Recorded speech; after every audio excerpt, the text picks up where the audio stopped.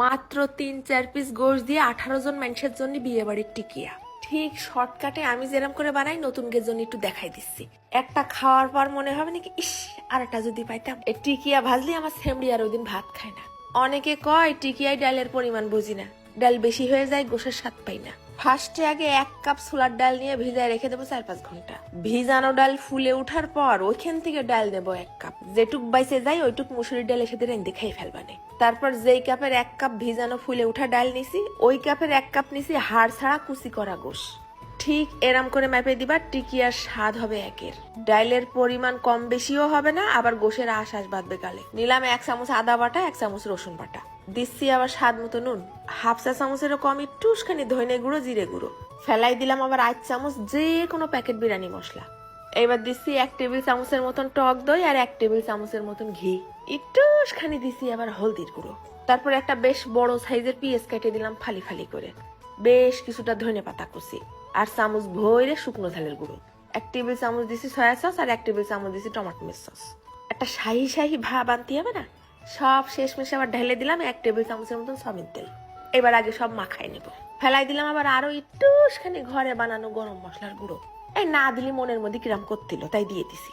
এইবার প্রেসার কুকারের মধ্যে সব একসাথে ঢেলে নিয়ে পানির পরিমাণটা কিন্তু হবে উঁচু উঁচু। সাইডে 5টা বাসি দিয়ে নিয়ে ঠিক এরম ঝোল ঝোল থাকতেই নামাইছি। কিছুতেই যেন পানি শুকোয় তলা না ধরে যায়, তাহলে কিন্তু টিকিয়ার স্বাদের জাত মারা সারা। এইবার প্রেসার কুকারের মুখ খোলা রেখে আরো কিছুক্ষণ জাল করে পানিটা শুকোই নেব। দেখিস একটুও কিন্তু তলা পুড়িনি। ডাইলের মধ্যে কোনো রস রস ভাব থাকবে না, ঠিক এইরকম শুকনো শুকনো হলে তারপরে নামাই নিছি। এইবার ব্লেন্ডারে দেওয়ার কোনো দরকার নেই, একটা ডাইল ঘুটনি নিয়ে আচ্ছা মতন ঘুটে নেব যেন সব গোশগুলো আশ ছাড়াই যায়। ঠান্ডা হয়ে গেলে দিয়ে দিছি মুঠখানিক কাঁচা পেঁয়াজ, আবার মুঠখানিক ধনে পাতা কুচি। ভাঙিয়ে দিলাম আবার একটা রুম টেম্পারেচারে থাকা ডিম আর বেশ মুঠ ভরে পেঁয়াজ বেরেস্তা। আরো দিছি 1 টেবিল চামচ খানিক ভরে ঘি। এইবার সব সুন্দর করে মাখাই নেব। ডিম দেওয়ার পর যদি মনে হয় নরম হয়ে গেছে তাহলে ফেলাই দিতে হবে আরো 2 টেবিল চামচ চালের গুঁড়ো অথবা কর্নফ্লাওয়ার। তাহলে ভাজার পর উপরের পাটটা বেশ অনেকটা সময় হালকা ক্রিস্পি থাকবে না। এইবার হাতটা পানি দিয়ে ধুয়ে নিছি। তারপরে 4 কোনা 3 কোনা গোল গোল যা মন চায় সেরাম শেপ করে বানিয়ে নিতে পারো। ওই 1 কাপ গোশ দিয়ে আমার এখানে প্রায় 18 পিস টিকিয়া হয়েছে। এই অবস্থায় ফ্রোজেন করে রেখে দিতে পারো, ভাজার 1 ঘন্টা আগে বের করলেই হবে।